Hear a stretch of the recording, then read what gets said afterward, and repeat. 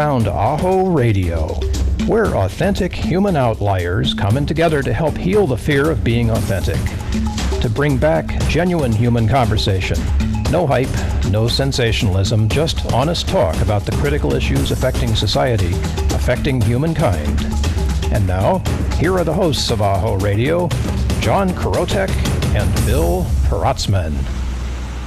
Hey, John Krotec, greetings from the left coast of these United States here in San Diego. How are you doing today, brother? It is the left coast, man. You know, I'm doing pretty good. I'm on the left coast of Florida, so we're both on a left coast somewhere. I'm happy to be here and leaning left, man.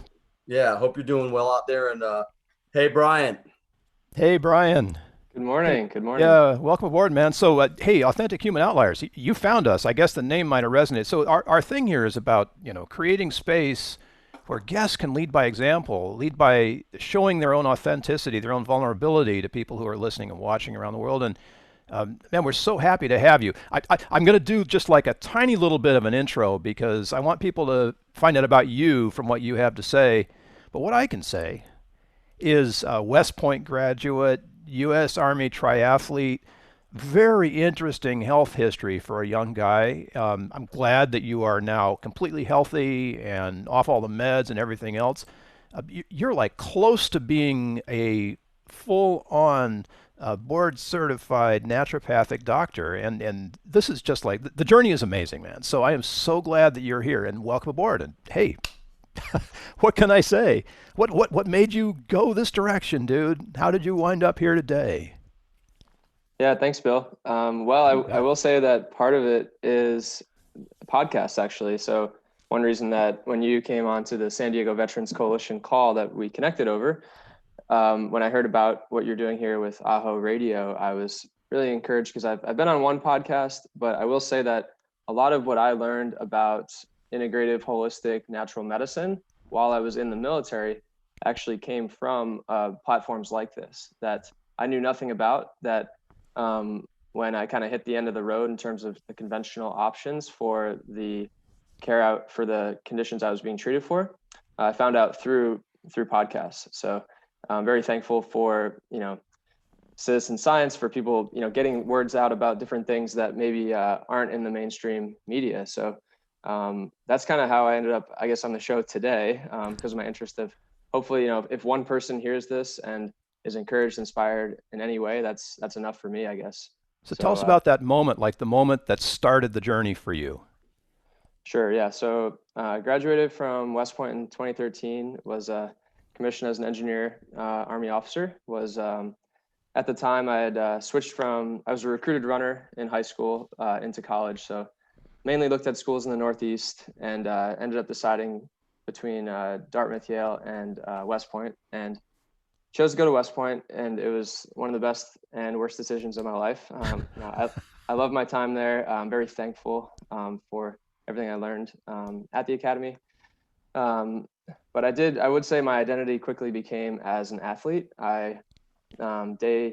First week there, I had the best PT score among all the new cadets coming in. And before I knew it, I had the Commandant, General Mike Lennington, who now leads Wounded Warrior Project. He was coming over and shaking my hand as an 18-year-old kid, saying that you're going to be a good Army leader because you're fast and in shape.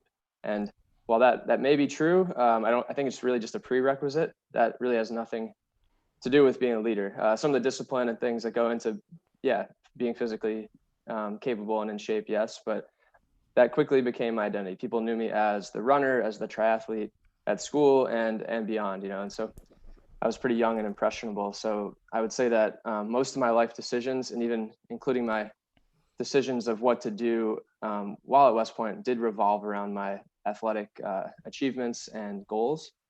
And that took me some great places, but it also taught me to rely almost exclusively on my own strength as an individual athlete. We did have a team, and I'm very grateful for that. But in the end, racing in triathlon did come down to my own ability. So I was a 3-time All-American, won the collegiate half Ironman championship.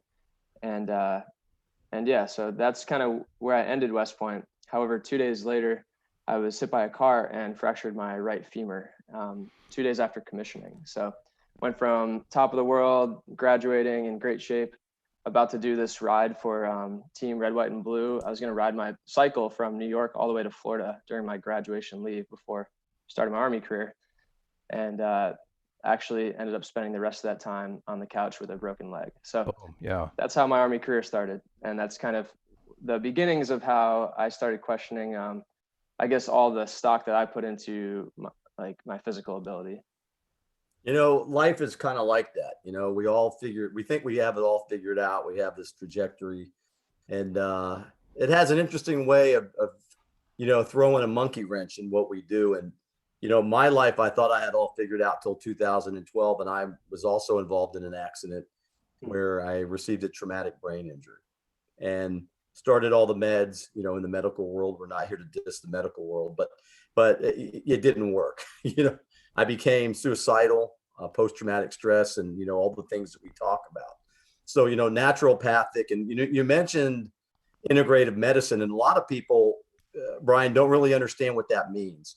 They think that it might be some kind of voodoo science, and it really is, it's not that, I know from, as it's integrative. Explain to us a little bit about what integrative medicine is, and then we can get back on the naturopathic road and where you're at now. But tell us a little bit about what that is. Yeah, absolutely. Thanks, John. That's a great way to put it. So integrative at its core, I would say, does imply the idea of using multiple modalities, multiple specialties, multiple specialists coming together from different backgrounds to best help the patient. For example, a clinic that's an integrative medicine clinic might have a medical doctor, might have a naturopathic doctor, a chiropractor, an acupuncturist, a nurse practitioner, where we have all these different backgrounds that each of them look at the patient through a different lens and can actually say, based on Chinese medicine, this is how I would approach it. Based on, the conventional care, this is the standard of care of how we would treat them. Based on botanical medicine and using this approach, I would consider this. And in that sense, the patient gets the best care. I would say that's the core of integrative medicine. Beyond that, it's there's kind of a history starting in the 1970s of evolving from the word holistic medicine into alternative medicine, into complementary medicine. And now the words might even fall into more, I would say complementary and integrative medicine is how the military now defines it. Complementary would be, okay, I'm using medications and surgery and conventional care as the basis, and then I'm using these other things to enhance them or make them the side effects less. True integrative medicine would be what most people now might even call functional medicine. It'd be focusing, yes, treating your condition, but also where can we best promote health? And so really focusing on health versus not only focusing on disease. So looking at the whole person, personalized medicine would be another way to say it. There's a lot of different words for it, but I would say it's focused on the patient. What uniquely, will help John overcome and recover and now live an optimal life post head injury? What will help Brian live optimally post? I had a head injury as well, different part of the story. Recover from his leg injury, from ulcerative colitis, and not everyone with ulcerative colitis also had a head injury, was also in the military, and so treating that person individually, I'd say, is another key tenet of this integrative medicine. Seems perfectly reasonable, when you think about it. Why would they just look at your leg when there's other things that are factors in your health and in who you are? Just ignoring those doesn't make any sense. So there you are on the couch, broken leg, and the traditional medicine, I guess, is caring for you at that moment, right? So what was the journey from that to health? Yeah, well, and I will say, if you break your leg, don't come to me at the Center for Health and Wellbeing or at Bastyr University. Like, as a naturopathic doctor, I will refer you to the closest ER, and we will take care of your fractured femur. And so I'm very grateful. I was in upstate New York at the time where I grew up, 3 hours north of West Point. I, was taken to the hospital right away, and I ended up having to go down to West Point to get an MRI, and they did confirm it. But anyway, the point being, for traumatic care, for life-saving medicine, I would say the military medicine, there's nothing better. I'm very grateful. I was in the hospital 9 times as a young officer, and in terms of putting Band-Aids on and saving my life, getting me past the major flare-ups when I was having 30 bloody bowel movements a day, I wouldn't want to be anywhere else. However, moving from treating my sickness to helping me become healthy, that's really where it changed. So the leg injury kind of inspired me to, I still thought I could overcome it on my own, and I could. I went to the top physical therapist. I did all the rehab I needed to do. I was actually training with another West Pointer that was injured, that's now a Navy SEAL, and he was hurt. So it was like, I just found all the silver linings and did the best I could. But then it was during Officer Basic that the GI stuff started. So I went from an injury that, there's very clear limits of like, this is going to take 12 weeks, but maybe if you rehab a little quicker, it might be 11 or 10 weeks. So I did come back in about 10 weeks. Very grateful for that. But it kind of reinforced that old thought process of like, the harder Brian works, the better he's going to be, the better the outcomes are going to be. So then be diagnosed with an autoimmune condition called ulcerative colitis about 2.5, 3 months later, that the first time the doctor did the colonoscopy on me there in Missouri, he said, look, there's no known cause, there's no known cure, and there's really nothing you can do. And as an athlete, as an officer, I couldn't wrap my head around that in the beginning. So that was really the beginning, I would say, of me starting to question some of those old paradigms of, just go to the doctor, do what they say, fall in line for all these things, work harder, etc. There's just no way to, how do you face that? John, when you're in that place, I've never been in a physical place, so I have no framework for this, but when the physical world says, stop, what do you do? It's called reality check, gut check, reality check. And I like what you talk about this integrative approach and, all these different names for it. But the reality is, I think it's another name here, reality approach. And we're talking about modalities that are centuries, if not thousands of years old. I think medicine, especially with what you're doing, Brian, has taken a huge turn in the last, 10, 15, 20 years. Truly. And is now approaching people on a more personalized basis. Because I got to tell you, the pills they gave me for sleep deprivation had me calling the suicide hotline. And so it was yoga, and it was those kinds of things that got me centered and brought me back into the world of the living. And CBDs, cannabidiol. So I could be one of your patients, Brian. So, it saved my life. Integrative medicine saved my life. And that approach with therapies and plant medicine and what you would call, I guess, meditative practices brought me around. But your story, it hits home because I've been at that place. Now, I wasn't a world-class athlete at West Point, which is freaking remarkable. So kudos to you, man. But there are people that come to that point in realization that they need something more than just the usual medical route. So you ask the question, what do you do, Bill? You look at that guy or that woman in the mirror and you say, hey, this isn't working. This route that I'm on, I need something more. And mine was at the end of a suicide hotline, which led me to integrative medicine. So, and therapies. Wow. Yeah, I'll share just one thought. John, your story, I'm very thankful that I'm still connected with the military. I in many ways, I think I'm actually better able to serve using the gifts and talents that I've been given without being in the uniform currently. And I didn't want to admit that when I was going through all my troubles, sicknesses. I wanted to stay in. I fought pretty hard actually to find some way, even if I couldn't be combat arms, to go back to physical therapy school, because I was a kinesiology, exercise phys undergrad. I was the top physical grad for my school. I thought for sure that they would find a way to keep me and my talents in the uniform. And that just wasn't going to happen as a young officer. I stayed in for about 3.5 years total. But what I get to do now is so unique here in San Diego. I thought I was going to go back. Everyone thought I was going to go back to the East Coast. When I got out, I was up at Joint Base Lewis McChord. I loved it down there. But really the ministry I'm a part of called the Navigators. It's a military ministry where we reach out to young guys, but I basically get to act like an older brother for young guys in the military. But with that said, a lot of what I get to do here is more like mentorship and meeting. It's just incredible, the stories that people I get to meet. And one, I don't know if I'm allowed to advertise here, but Trident Coffee. I don't know if you guys heard of them. I got to try some of that, man. Yeah, so I'll have to get you guys hooked up with them. But they're founded by two younger officers that one was Naval Academy, one was a guy I actually worked out with in Washington. He's an Army officer. They founded it. They're here in San Diego, but both of them had traumatic brain injuries while deployed, and they came back and said they're going to start a coffee company.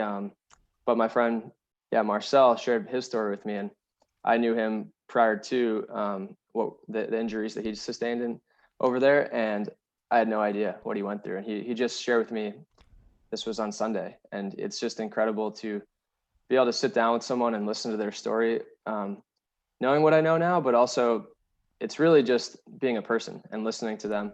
I hope that I can help in some way, him. I think he will maybe be a patient of mine in the future, but that's really not the point, like, of my clinic. I usually won't treat friends. We have too many good providers, friends and family. With that said, just listening to people's stories, hearing them. That's actually one of the tenets of functional medicine, is actually retelling the patient's story to them. The first person that did it to me was a doctor at my school I just graduated from, Bastyr University. They heard my whole story.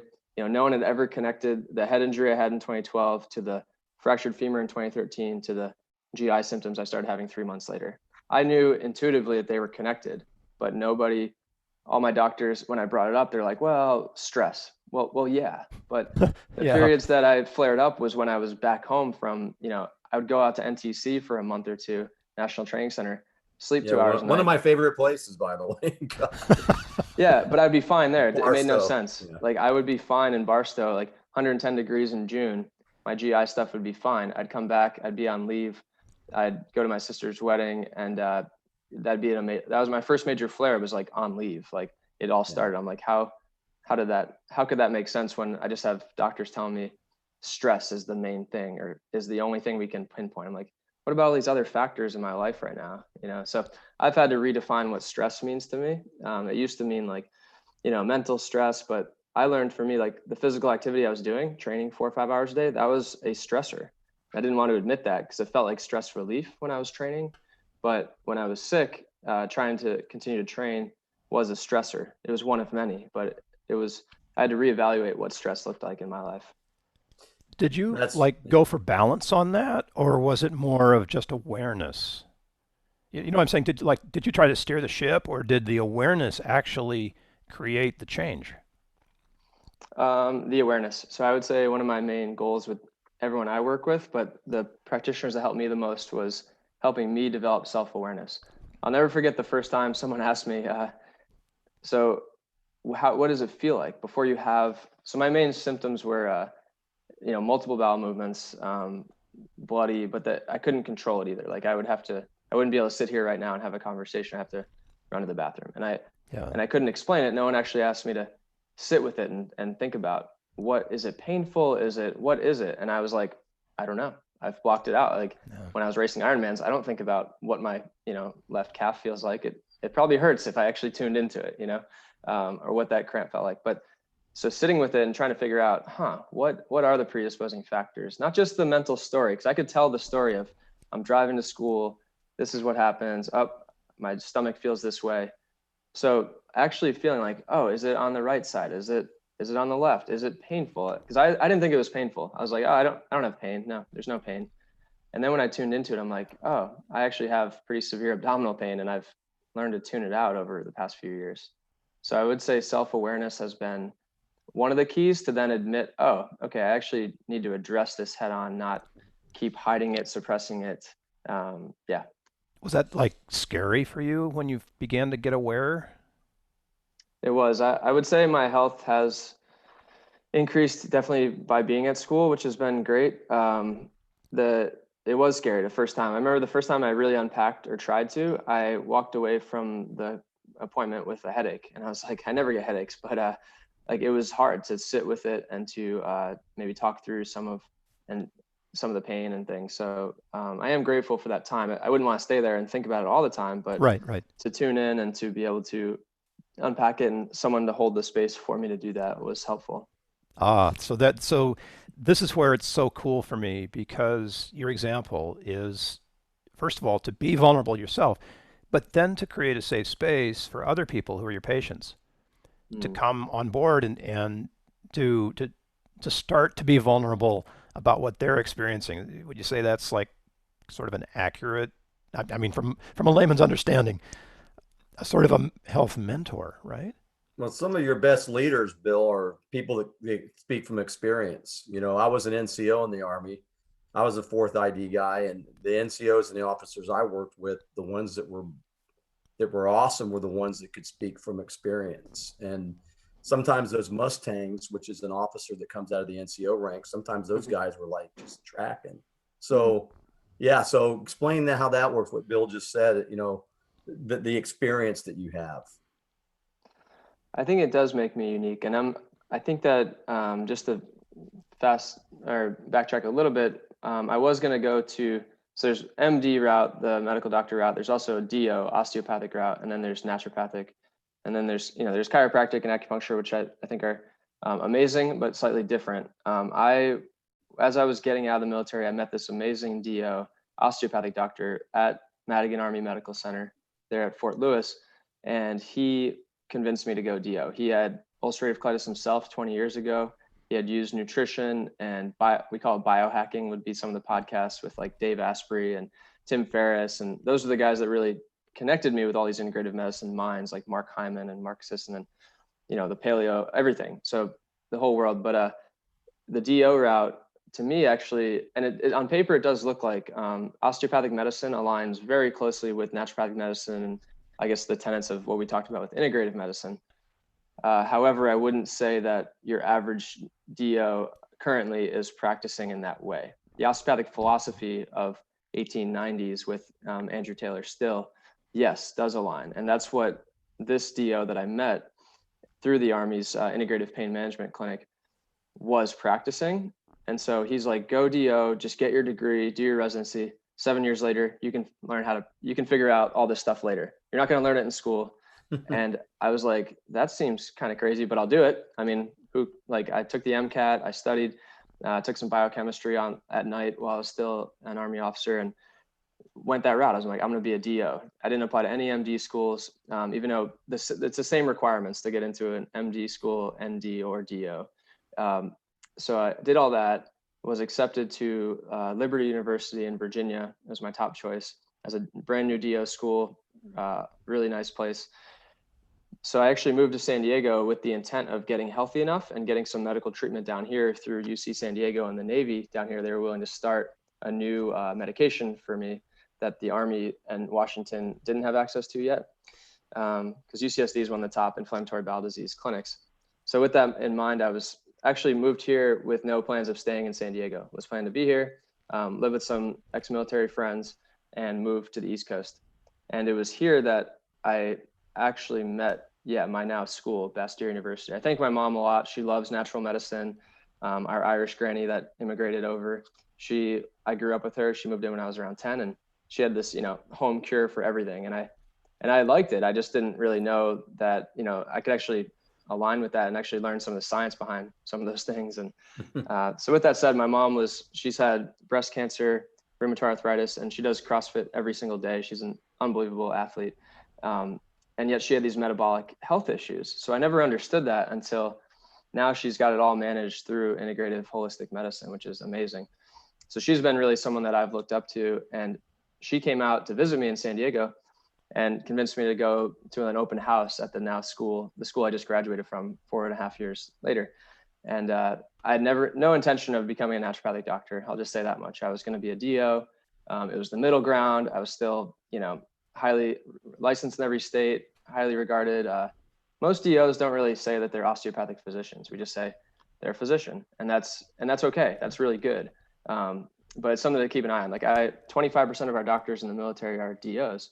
And I've had some great DOs. I've had some not great DOs. I've had some good MDs. I've had some not great MDs. I've had some good naturopathic doctors. I've had some not so great naturopathic doctors. So I guess what I've learned is the degree is not what makes the practitioner. It's really what we've already talked about today. It's the mindset. It's the, it's how much we care about our patients. And I know I didn't totally answer your question, but I felt like that's an important thing for me to share, because I got a little hung up on, people try to steer me away from being a naturopathic doctor. And I'm so grateful that, my mom and different people were in my corner, and just the way things worked out here in San Diego, it couldn't have been any other way. Like I tried to fight it for a while. I'm like, no, I'm still going to the East Coast, the DO school. But the more it became clear, I actually started naturopathic school having deferred to the DO school. So I actually started here in September 2016, thinking, okay, I have no idea what I'm getting into, going to this crazy naturopathic medical school, and been very impressed and very thankful for the past 4 years of my training. So I've got to figure this out because I'm a wordsmith. Naturopathic or naturopathic? Oh man, there's a back and forth, and some people want to even change that because it's just hard to say. But naturopathic is definitely a term that I've said from the beginning. However, I do like the phrase naturopathic. It's, I think it's tomato, but most people say tomato. Most people probably say naturopathic. I like how naturopathic medicine sounds, so I'm trying to actually rework my own vocabulary to say it. There's no E at the end of naturopathic. Right, yeah. So I'm from the East Coast. That's easy for me to like kind of say things quickly, but when I think about what I would want to communicate through ND, or you also see NMD, naturopathic medical doctor, we can put that behind our names in Arizona. Certain states, every state's slightly different the way the medical laws exist, but naturopathic doctor would be my preference. So yeah, I've probably said it both ways already multiple times. So I think we both have. I think we all, yeah, regardless of what you call it, it's helping people. And, one thing that I think is interesting, or maybe you can expound on it. You mentioned the good and the bad, right? It's kind of like that with, I guess, any profession. How does the regular medical industry, if you will, look at integrative medicine these days? Has there been a huge shift, or is it still us versus them, or what's going on with that, Brian? Can you talk a little bit about that? Yeah, it's a great question. I would say, coming into it, I knew that the integrative side of naturopathic medicine is something that I wanted to be in. And so what that meant is that I've made a concerted effort to connect with my, MD colleagues. So UC San Diego is right down the street. And we also have an acupuncture school in town. So I've made that effort, and I've been very surprised at how many people do want to work together, both at the student level, but then at the doctor level. I think most people don't know what we do, especially here in San Diego. I just graduated from the newest naturopathic school in the country. There's 6. The mainstay ones are in Washington, Oregon, and Arizona. They've been around. The ones in Washington and Oregon have been around for 40, 50 years. And up there, they're fully licensed. Most of them would call themselves naturopathic physicians, and they can use that term. We can't use that term in California. With that said, I actually find that down here, there's almost more of an effort to be integrative because our scope is slightly smaller than it is in Washington and Oregon here in California. But if we work with MDs, PAs, nurse practitioners, our scope expands greatly, just the way California works. So I've been greatly impressed with how many people are open-minded. I just have to go in assuming that someone knows very, very little about what I do, and be okay if someone, like the term naturopath, I have nothing against it. The only problem is if you say naturopath, there's no title protection for that. Anyone in California can call themselves a naturopath or a natural practitioner. So I do pretty clearly say once I pass my licensing exams next month, I'm a licensed naturopathic doctor. Like that would be part of the messaging. I'm also a functional medicine practitioner because I've done the Institute for Functional Medicine, IFM, is kind of the way that integrative medicine has legitimized themselves more. IFM is a collection of MDs, NDs, chiropractors, DOs that all receive the same training across multiple seminars and things to come to some middle ground of basically understanding how to interpret lab values and treat the patient holistically. It basically is naturopathic medicine 101, but it's standardized and taught in a way that the medical community can understand it. So I would say IFM's legitimized a lot. And then one thing I definitely want to mention is the VA's whole health program. So there's been some amazing champions across the board of Dr. Tracy Gaudet and a bunch of other key doctors have championed the whole health program. And the model is exactly everything we've talked about. And the VA has been the first medical institution in the country to try to bring it in, and they are doing it. And we're starting to see that actually affect the way that, you know, Medicare and other big organizations are considering delivering integrative care. So this is all happening as we speak. And really, like you said, the last 10, 15 years. So I'm really grateful to be involved with it now. I think 10, 15 years ago, it would have been much harder to make the decision to go to ND school with any hopes of directly treating military and veterans. Whereas the clinic that I'm interviewing at today and hope to be joining, about 30% of our patients have TRICARE and are either veterans, military, or military families. So that probably didn't happen 15 years ago, like you're describing. It just wouldn't have happened. So I'm excited. A little bit about, I don't want to say the typical veteran, but the public understands post-traumatic stress now in a way that we didn't 10, 15 years ago. So can you offer some sort of a potential treatment plan for somebody who shows up and says, you know, I have PTSD, maybe I have TBI along with that. I mean, how can you help me? Like, how would you guide someone like that through the process? Yeah, great question. I would say that the vulnerable population is, and maybe John, you can share, and Bill, what you've seen, but that period between when someone leaves the service and when they do connect with the VA or some other organization that does really, most of us don't want to admit we need help. Thankfully, once I did stop fighting the medical board process after my second hospitalization, like I did admit I needed help. But I'm very grateful that it was actually a doctor at First Group that convinced me to even go to the hospital. And so I wouldn't have done it on my own, and I wouldn't have, so I'm very grateful that I had people looking out for me that had my best in mind. But a treatment plan, I would say, starts with their primary care, seeing, okay, so the way that someone would come into our clinic is we have 2 medical doctors. Someone would change their primary care provider to us. They would be seen, they'd be screened. Then we'd run a bunch of labs, and insurance would cover it. And but I would look at, for the head injury, I would also look at, you know, how's your sleep, how's your nutrition, and it may be that the treatment plan may not be, hey, go home and sleep 8 hours, because I understand, like, your head injury is keeping you from being able to do that. So we have to figure out, how can we help you optimize your sleep? How can we, it doesn't just mean here's a handout on your nutrition. It's like, let's get really granular. Okay, you know, what are you eating? When are you eating? You know, how much coffee are you drinking? How much water are you drinking? We have some questionnaires that I think help do that even ahead of the visit to get a sense. But ideally, by the time they come to see me for their second appointment after they see the medical doctor, I already have their labs, I already have some basic info about what they're doing. And then we get to that granular area. I usually plot on what's called a timeline, their medical history, because just asking someone, what are your, you know, medications, your hospitalizations, your surgery, that helps. But I also want to know, you know, did you have strep a lot as a kid? Were you a C-section birth or a natural birth? Or how long were you breastfed for? I remember the first time I was asked that, I'm like, I actually didn't know. Was I a natural birth or not? I had to call my mom and ask, like, what were some of the details around, you know, when I was growing up? And some of the things, like, we had a really low fat diet in the 90s, like, and now I actually do a lot more fat in my diet, and it's really helped my GI function. So there's a lot of details like that. But the treatment plan would, some naturopaths believe, like, everything you do, naturopathic doctors, all disease starts in the gut, like Hippocrates said. So every single patient, I'm going to ask, like, how are your bowel movements? You know, how is your digestion?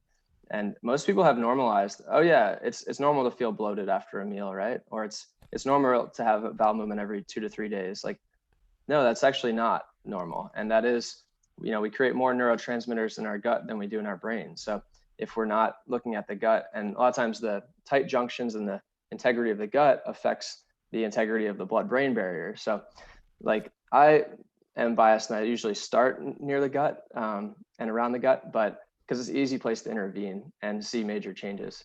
But with everyone, that's going to be slightly different where we start. Yeah. How do you have the time to be able, I mean, insurance doesn't give the average doctor this kind of time with a patient. I go to my HMO and I'm lucky if I get 5 minutes. Mm-hmm. So how does I'm not even sure how to ask this question. There must be some recognition that you need that interface time with the patients to be able to get to these deep understanding, I guess, of what's going on. Does the practice allow for that some way? Yeah, so I would say, so the last 2 years I've been a student clinician and getting more and more efficient at that. I would say, to be quite honest, the first intake and like thorough visit I had with a more chronic condition patient probably was closer to an hour and a half, almost 2 hours, Right, including yeah. me going back and talking to the head doctor and all that. So it was a long process, and that has, along with becoming proficient at understanding how to best deliver this type of care, becoming efficient has been the really fourth year. Most of the second half of my fourth year of school has been becoming efficient. We actually make more medical decisions as naturopathic medical students than most MD students do, meaning like I had my own patients this past year. Yes, I had supervision. I didn't do anything without approval, but if you ask someone who's your clinician, they would say it's Brian. He's my student clinician. I followed them for most of the year, and so I'm very thankful for that because I did get better and better. And I would say that first visit, we spending an hour with someone is not normal. We've figured out at the clinic I'm joining how to get that reimbursed through insurance. There is some ways, but it's not the norm yet. It's definitely not the norm. But I would say the more we do up front, the easier it's going to be to actually treat that patient in the subsequent visits, because then we're not learning new things and trying to patch holes. I would say that's been my main conversation with doctors at the VA. They feel like they don't know how to at all implement this without referring someone maybe to doctors that are focused on the whole health stuff. A doctor at the VA may have, a primary care provider may have 1,300 patients on their docket. Easily, yeah. Easily, and that's insane. So I don't understand exactly, and thankfully I'm not the only one trying to figure out how to deliver this to everyone. But I would say the way that I view it is we need clinics like the one I'm joining to be doing it optimally, where there's MDs, NDs all working together. It may not be yet generalizable and feasible across the board, but the more that we're seeing optimal results from these type of clinics, the more the other providers are gonna say, okay, we might have to make some concessions, but how can we make it 20 minutes? How can we do this in 30 minutes? And I would say one way that IFM is promoting to do it is actually have a younger, less degree-based health coach come in with the doctor. So the first visit that I described, where we're learning all these details, there's actually a health coach and a medical provider in the team, and that's the whole health is similar. So that, okay, now as we leave the office, the MD, I'm going to order your labs, I'm going to check this, I'm going to do that. And the health coach is going to dive into those details that I talked about with like the health, the nutrition, sleep, relationships, all those things that are so important to health, but maybe don't make sense for the MD to follow up on, or an ND every visit. Makes so I do sense. think health coaching is going to be a big part of the future, and the Institute for Functional Medicine, I think right now has the best model of how to train both efficiently, the medical providers and the health coaches, and actually help them work together. So that's one proposal. I kind of let us get off the mark there, but I'm a veteran. I'm not a veteran, but I'll pretend that I'm a veteran. I show up, and one of my major issues is post-traumatic stress. So I'm asking for help, and you're there, and you've done your analysis. So what can I expect? I mean, am I looking at a 3 to 6 month kind of a thing? Is it a lifetime thing? How will you help me, transit post-traumatic stress to something else? Absolutely. So I would say I think integrative psychiatry is an amazing field that's emerging. So I would say any integrative clinic either is working closely with psychiatrists or bringing in them on their own. There's actually a really awesome Navy doctor, West Point grad, who I've been working with closely. So I'm really seeing that as a key part. I personally would not take over the prescribing of anyone's psychiatric medications. And so the majority of people that you just described are going to already have someone in their care that has them on, an SSRI or another medication. So I'm never going to change that and I would never change that medication, period. But, and I would never, the good thing is I understand, herbal medicine and other approaches well enough to know which ones interact with the stuff they're already on. And so there might be time to start you on something to help you taper off that medication. I might be able to, in the short term, help you deal with the side effects. but I would probably be the last one. I remember the first time I told my naturopathic doctor, I'm on prednisone, which is a steroid, which was just destroying my body. I was osteopenic at age 24. I need to get off these steroids. What can you give me to help me come off of these corticosteroids? And they're like, well, no, actually, we're going to build up, this, and this in your system. We're going to work on this. And I actually want you to stay on those 5 milligrams of prednisone. I'm like, what do you mean? You're an naturopathic, like, you're supposed to take me off the medication. And they're like, well, no, that is serving you right now. And in fact, they flipped it on me. They're like, what if when you take that 5 milligram pill every morning of prednisone, what if you say thank you and you're grateful for it? And I was like, that sounds crazy. I've been calling it the devil. It's wrecked my adrenal glands. Like, I've been on it for 4 years. Like, there's no way I can do that. And I'm like, huh. And so slowly that I've learned to do that. And so that sounds like a small step, but for someone to say, this is serving me right now, right now. And that was hard for me to admit. That was one step. I would also say that generally there's some lifestyle intervention, Bill, that we could start day one. And it might be, looking at sleep hygiene is a big one. How dark is your room? What is your sleeping situation like? So many people have lights on, TV blasting. So I really like blue blocking glasses. I generally do wear them when I'm on the computer, but not earlier in the day. I wear them as soon as it gets dark out. So anytime I'm on the screen after dark, I try to block out the blue light, which suppresses our melatonin. So there might be a really easy intervention there to work on sleep in some way, which we need for regeneration. There might be an easy nutrition, might be drinking a little bit more water each day. So I would say that my first approach would be to start some lifestyle intervention as I gather more labs, get more data. And then with PTSD, I would never not look at the hardware. So I think if, some people might think of post-traumatic stress more as the software, the programming, the thoughts that are going on. But so often, even now, I think there's so much more awareness around PTSD and TBI. But I would say if that person hasn't really looked at the hardware, there's so many other treatments now, whether it be neurofeedback, transcranial magnetic stimulation. There's ways to actually work on the hardware of the brain and the nervous system that oftentimes are not looked at maybe directly. So I would want to make sure that we're looking at the hardware and the software.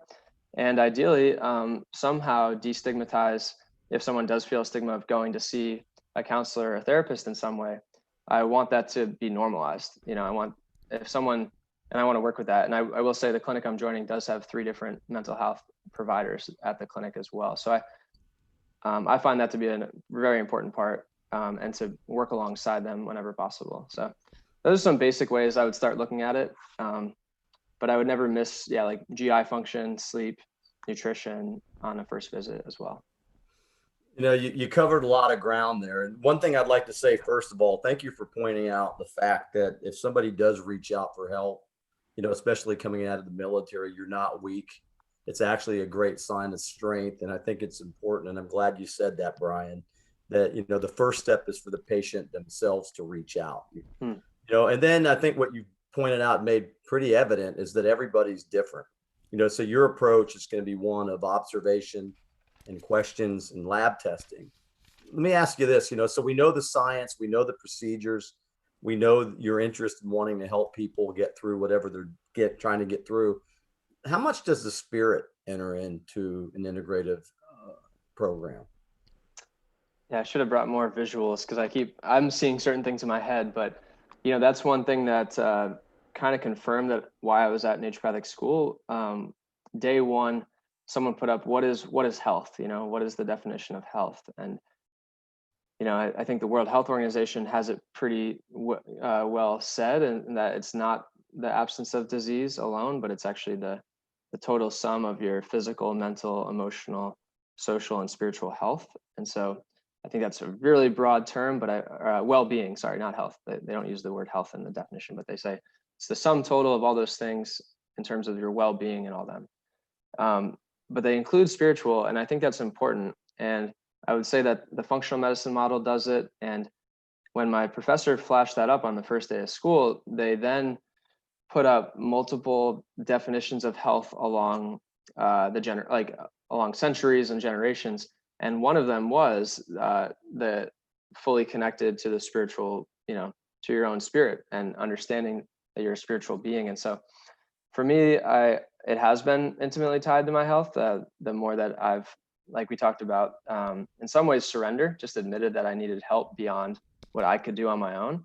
And that's been really freeing. And I think alignment with what you're talking about in terms of what we're talking about today of being authentic, the more that that I've kind of admitted that I don't know and that I need help. And I do, personally do, talk to and have a, higher being that I connect with. And I would say that the first practitioner that helped me, they didn't tell me what to believe or how to do it, but they asked me, do you have a spiritual practice? And that's actually on my question under social health when I get to that section of an intake.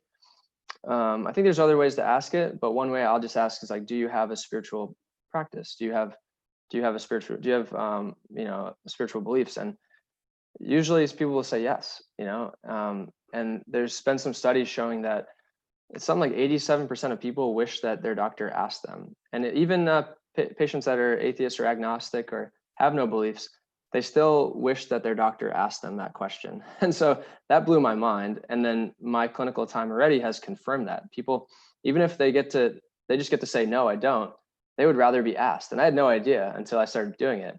Because I assumed it's like, doctors don't talk about that. We don't bring that up.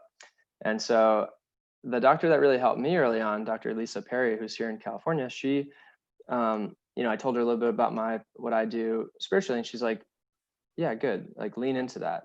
Lean into that. That was all she said. And that was really cool. And almost every visit it was brought up and like, how are you doing spiritually? And didn't ask me to explain much. She just said, good. Like, or you know what, lean into that more. She just allowed me, she reflected it. She allowed me to look at where am I at spiritually and maybe connect the dots. Maybe I was in a little bit more of a flare up when I saw her that time. And you know what, I haven't been as connected. I have been more anxious or whatever. So I think connecting it in some way without guiding our patient, and some might need some resources. So I would say like there's some places that I can start and maybe just say, hey, this is something that some people find helpful. I think it's tricky. I think this is definitely an area where the art and the science have come together as a practitioner, but being, I already used that word, hold the space for, but at the center of the functional medicine matrix, there's mind, body, and spirit. And it's around it is all the different elimination, nutrition. There's kind of all these different symptoms or areas that we can intervene in the body, but spirit is there at the center. And I would say as a soon to be practitioner, that is one of the areas that I want to continue to grow in to help someone in. But I think that at the very least, I can ask and let them know. So, health this is a component of health. And just plain. Well, you mentioned the doctor about the gut. Who was the doctor you mentioned with the gut? Yeah, Dr. Lisa Portera Perry. She was at the time teaching at Bastyr. So I went to the teaching clinic. So I saw students there, but she was the head doctor, and she now teaches for the Institute for Functional Medicine as well. So I'm very thankful that I had someone that had the naturopathic mindset, but was using the functional medicine model. Yeah. So let me see if I got this straight. School me on this, Brian. Yeah. So you are what you eat, right? We know that. Can I refine that? Go ahead, refine it. Give me all the revisions you can give me. So, we want to get this right. Well, I used to say that a lot, but I would say we are what we absorb. So a lot of people are eating healthy, but they're not absorbing their nutrients. So that's a slight nuance, but yes, we are. All right, cool. Thank you for that. And then we know the brain. So we are what we think we are.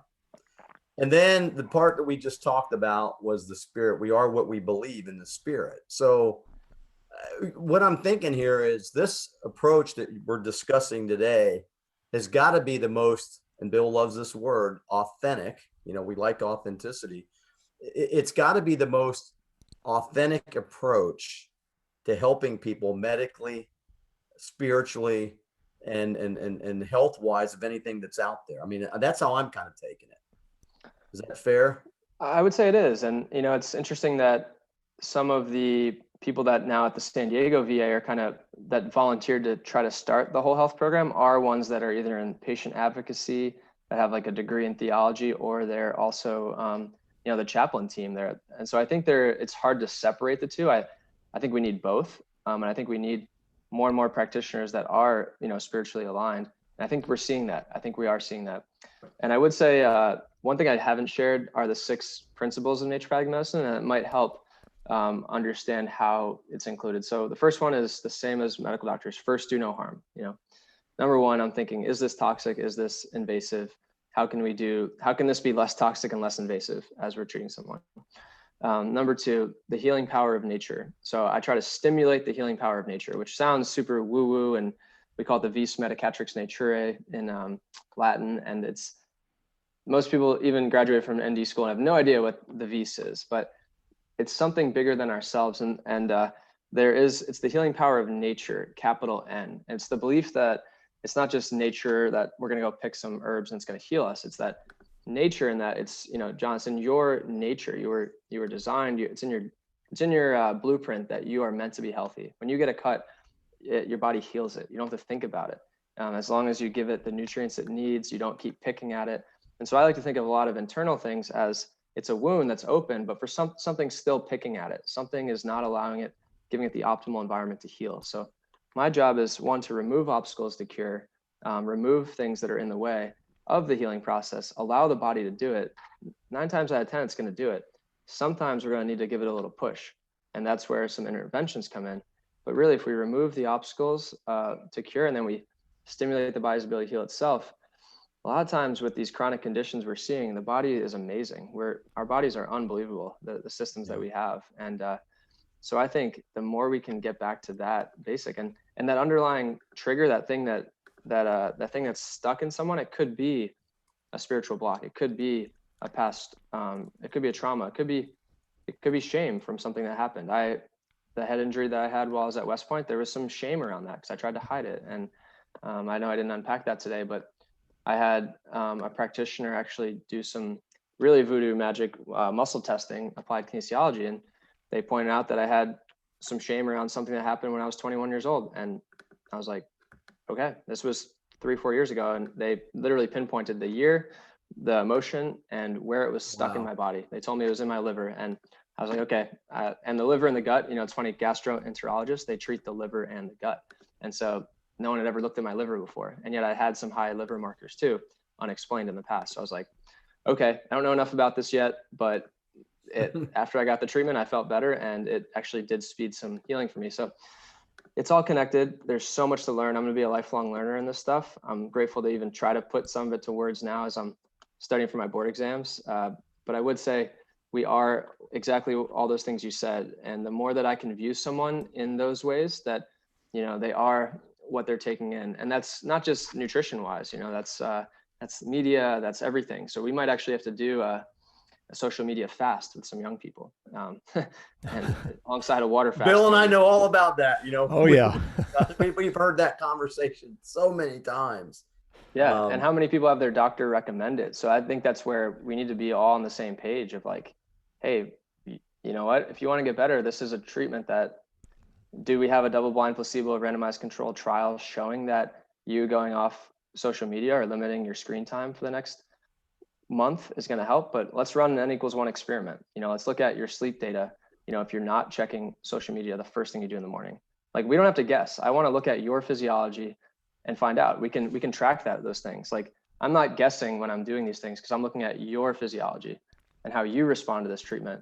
People are like, well, that's not proven to work. I'm like, well, let's just see. And I love that, inviting a patient to do that with me. Let's go on this journey. You've already tried these other modalities, these things.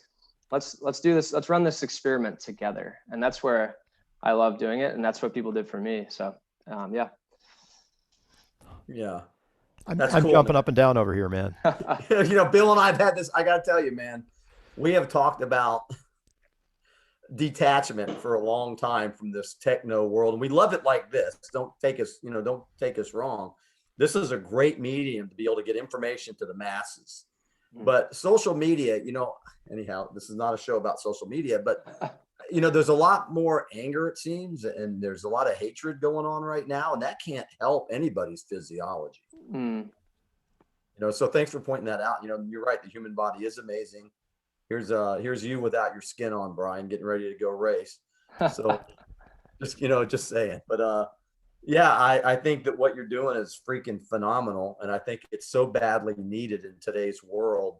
And, you have what I call you got a really good demeanor about yourself. So if you were a doctor, you are a doctor, I would have no qualms about walking into your office. I would say this guy carries himself well and he has a passion for what he does. And so, it's a credit to you to be, it makes Bill and I sleep well at night knowing that there's guys in certain professions that take it seriously and really want to help people. And so as a veteran and a guy that knows about TBI and shameful experiences early on in life, thank you for sharing your story and helping people. I mean, you make the world a better place for sure.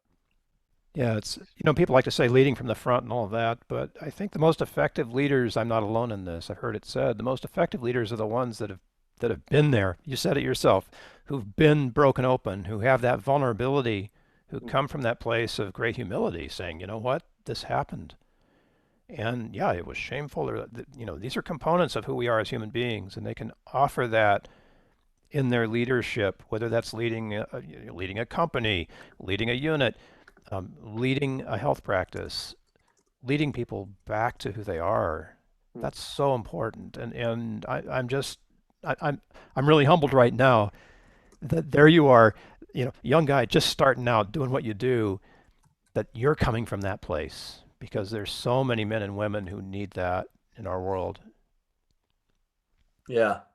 Couldn't have said it better, Bill. We do. We need authentic human outliers who go outside the circle and do things the right way with high integrity. And I know that if you got into West Point, they don't just take any fish out of the water. They take the best fish, and that speaks highly about your character and who you are. And unfortunately, it didn't work out in that respect. But it seems like you got it handled pretty well, and you've got a trajectory now that that will probably make maybe even a bigger impact in the world today. So kudos to you, and appreciate it, Brian. And Bill, being here with Bill makes the world go round. So I'm in a good place. I'm in a good Thanks. place. Say, before we wrap, Brian, just for people who are listening, any way that you'd like to offer that people can connect with you? We'll put Sure. everything in the show notes, so all the URLs and websites and whatever, we'll put that in. But just for audio purposes, how would somebody reach Brian Trainor? Yeah. So I will say I do use social media mainly for, even like I described with Trident Coffee. I reached, like, it was my friend from the military that I had no idea he was here and coming down to San Diego once a month. So my Instagram right now is at btrainer1. So that's my first initial, last name 1. I might be changing that to something with Dr. ND in it, but for now that's that. And then they can find my first name, last name on Facebook. I'm pretty accessible on both of those right now.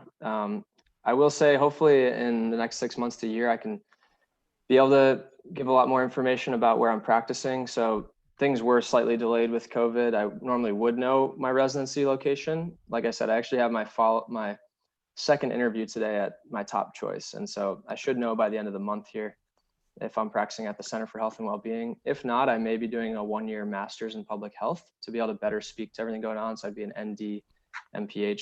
That would be at UC San Diego. So either way, I'm here in California. Facebook, Instagram are great. I'll make sure you guys have the links. But yeah, hopefully I'll be there at that practice. And I would love to, at some point, give an update. This is about the most stressed I've been with our board exams coming up. It's a 3-day exam of everything I've learned for 4 years. And it's a lot of conventional medicine mixed with naturopathic medicine. So I'm glad that I was able to get some of my thoughts out, hopefully. And you guys guided me great today to, as a team, I think we hopefully put out some stuff. And one final thought, I guess one mantra that I share with everyone. Well, one, the VA says it's not what's the matter with you, it's what matters to you. That's the basis of whole health. I think that could encapsulate a lot of what we talked about today.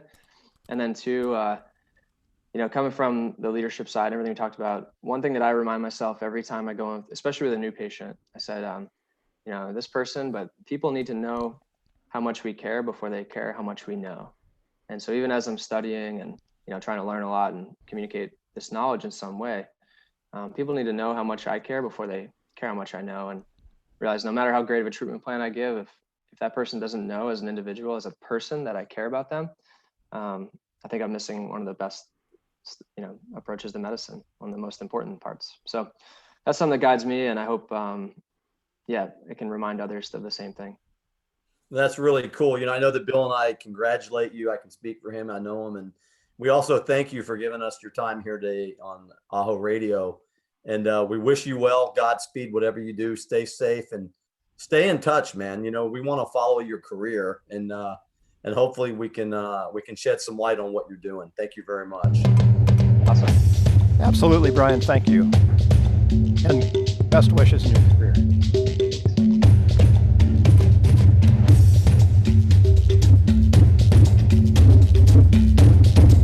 Thank you for joining us on this episode of AHO Radio.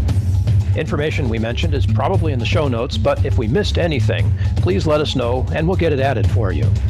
Subscribe to the AHO Radio channel on YouTube to stay connected, and as always, we wish you health, success, and significance. AHO!